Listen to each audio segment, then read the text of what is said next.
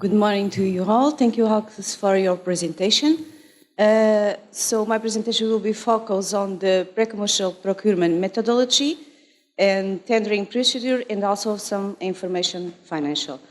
I thought the previous presentations given you some view what is the pre-commercial procurement.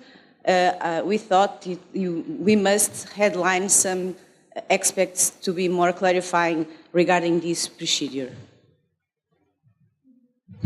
So, this procurement is a pre-commercial procurement. That means that the public procurers challenge innovative players on the market via an open, transparent and competitive process to develop new solutions for a technology demanding mid-long to long-term challenge that is in the public interest and requires new R&D services.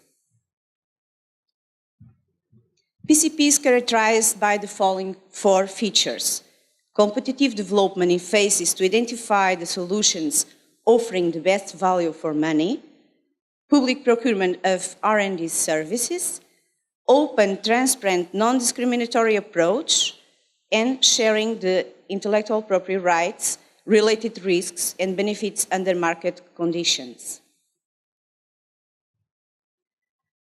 Regarding the competitive development, PCP targets situations that require radical innovation or R&D and for which there are typically no solutions on or close to the market yet. Different competing providers may have different ideas for solutions to the problem.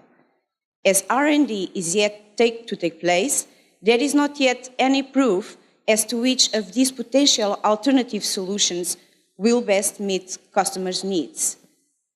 PCP, therefore, awards R&D contracts to a number of competing contractors at the same time in order to compare different approaches to solving the problem. It thus offers innovators an opportunity to show how well their solution compares with others. It also allows a first customer test reference to be obtained from countries of the procurers that will test the solution.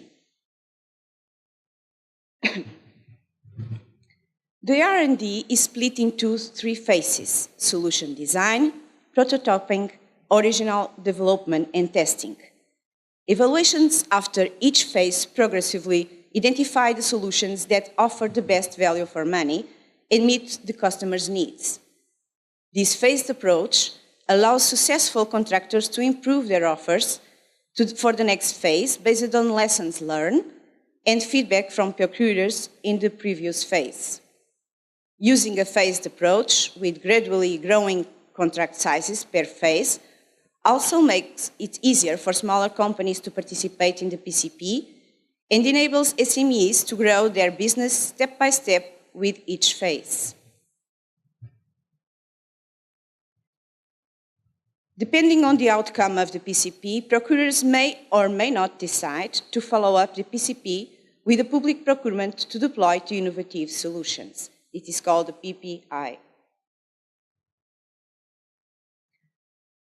PCP also addresses mid-long-term public procurement needs for which either no commercial stable solutions yet exist on the market or existing solutions exhibit structural shortcomings that is required further R&D to resolve. PCP is a way for procurers to trigger the market to develop new solutions that address these shortcomings. PCP also focuses on specific identified needs and provides customer feedback to business from the early stage of R&D. This improves the likelihood of commercial exploitation of the newly developed solutions. Regarding another feature of the PCP, it is open to all operators on equal terms, regardless of the site, geographical location, or governance structure. There is, however, a place of performance requirement that must be performed a predefined minimum percentage of the contracted R&D services in the EU member states and also in the Horizon 22 associated countries. Tenders may be submitted by a single entity or a collaboration with others. The latter can involve either submitting a joint tender or subcontracting, or a combination of these two approaches. Any subsequent public procurement of innovative solutions for supply of commercial volumes of the solutions will be carried out under a separate procurement procedure. Providers that did not take part in the PCP or were not chosen to go throughout as far as the last phase will thus still be able to compete on equal basis in any subsequent procurement looking for contractors to provide a solution on a commercial scale. Regarding the sharing of IPR-related risks and benefits under market conditions, PCP procures R&D services at market price, thus providing contractors with a transparent, competitive, and reliable source of financing for the early stage of their research and development, giving each contractor the ownership of the IPRs attached to the results it generates during the PCP means that they can widely exploit the newly developed solutions commercially. In return, the tendered price must contain a financial compensation for keeping the IPR ownership compared to the case where the IPR would be transferred to the procurers. Moreover, the procurers must receive rights to use the R&D results for internal use and licensing rights subject to certain conditions. So, this kind of procurement is not a regular public procurement, because this is exempted for the EUA public procurement directives, since procurers do not retain all benefits of the R&D, like the IPR ownership stays in the contractors. It is also exempted from the government procurement agreement because this agreement does not cover R&D services. And also, this procurement does not constitute state aid under EUA state aid rules because it falls on an open, transparent, competitive procedure with risk and benefit sharing at the market price. As it was already been said, this is a procurement that is confined from the European Union, the Horizon 2020 Research and Innovation. However, the European Union do not participate as a contracting authority in this procurement.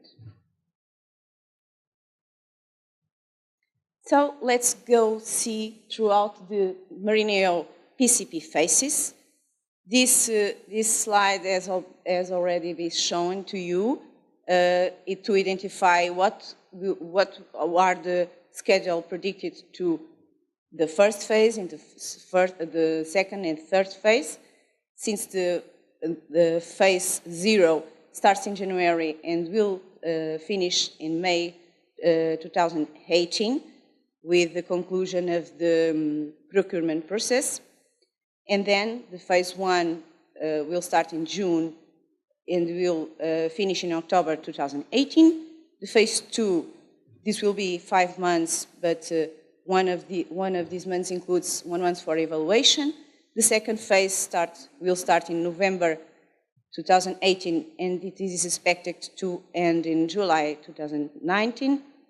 And the last phase will be throughout August 2019 till August 2020. And then at the end, it will be not a phase, but a time to do evaluation and conclusions.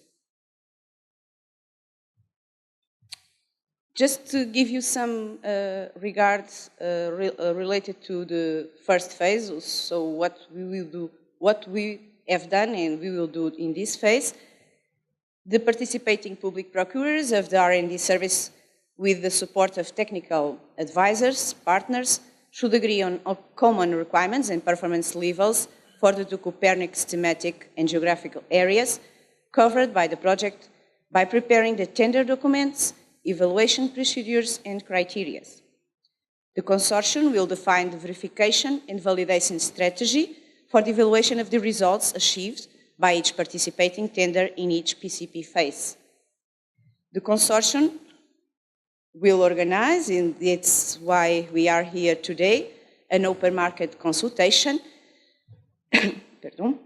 in order to develop awareness on the target industry regarding the tender to be launched and to collect insights on industry, expectations and skills which can be used to perfect the tender specifications.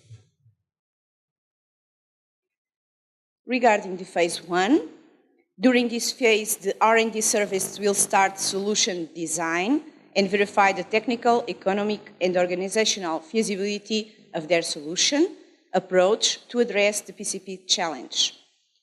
On completion of this phase, the providers will provide the contractors' deliverables and a report with the results of this first phase, as well as a business commercialization plan. And at the end, it will be assessed by an assessment committee who will assess the satisfactory achievement of this first phase, and this is for payment purposes, and also assess the achievement successful completion of the phase. This is required to pass to the phase 2. In the phase 2, the winning R&D providers will develop a prototype and will test this in lab conditions. And also in completion of this phase, it must be delivered, the deliverables, and a report with a product specification, test prototype, production plan, and an update business commercialization plan. And also, it will be at the end of this phase an assessment regarding its satisfactory and conclusion successful can pass to its to be evaluated to pass to the other phase. And the last phase is the 3rd phase, when the providers will produce an initial limited set of products or services, and after testing by the procurer in relevant environments, real life operational condition, will subsequently incorporate the results of the field testing in a final limited set of products and services that demonstrates sustainability for large-scale production after the PCP. Then it must be also a deliverable, the deliverables the procurer that will be established in the tender, such as completed limited series of tests and products, update list of IPRs generated, used, etc., and also report describing the undertaken activities and the obtained results. And at the end, once more, assessment regarding satisfactory and successful conclusion of the phase 3. At the end, it will be an evaluation and conclusions of the technical solutions tested will take place, encompassing technical, operational, and economical aspects. This is expected to occur in September 2020 till November 2020. And now, this is a timeline to show you the steps we must give during the procurement procedure. At the first phase, we have the preparation of the dossier of the procurement. It is starting in January 2017. It is expected to finish in September 2017. Then, all this process must be sent to the European Commission to their evaluation, appraisal, and approval, and it is expected that it takes 3 months. So, in the beginning of 2018, in January, it is supposed to be launched the PCP contract notice. Then, there is a period of 2 months to receive the proposals, and after this, a period of 3 months from March to May 2018 to evaluation and contracting. This is how it is planned to be scheduled. This procurement will be split into sub-challenges. If you want, in a common procurement language, is 2 lots. regarding the aspects we have been seeing in the last presentations regarding the requirements, marine environment monitoring and climate change, and marine security. It is also planned, expected, that to have at least a minimum number of contractors that to be selected per phase. So it could be 4 providers for the first phase, then 3 for the second phase, and 2 at least phase, because these 2 are an obligation from the requirements. And this will be applied to the 2 sub-challenge that will occur in parallel of time in this procurement process. Regarding the total budget that is allocated in this project to the PCP procurement, it is around more or less 2.8 million euros, excluding the VAT. And this is these amounts that are defined. It's only a range between these 2, 1.3 and 1.6 for the first challenge, and 1.50 and 1.35 to the second. Although the maximum budget per phase and per lot is it's needed to be defined in the previous during the preparation of the tender. Also, the maximum budget per tender, per phase and per lot must need to be defined because it isn't yet. Now I will talk to you about some aspects regarding the contract approach.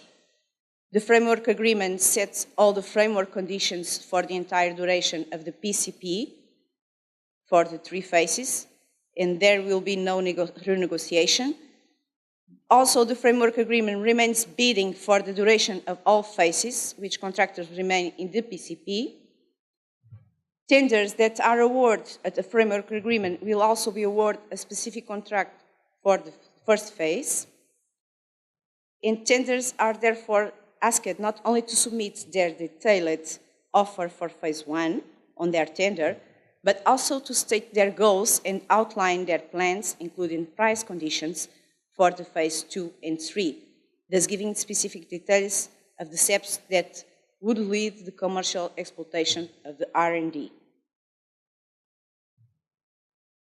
The offers of the next phase will be requested together with the end phase deliverables for the previous phase.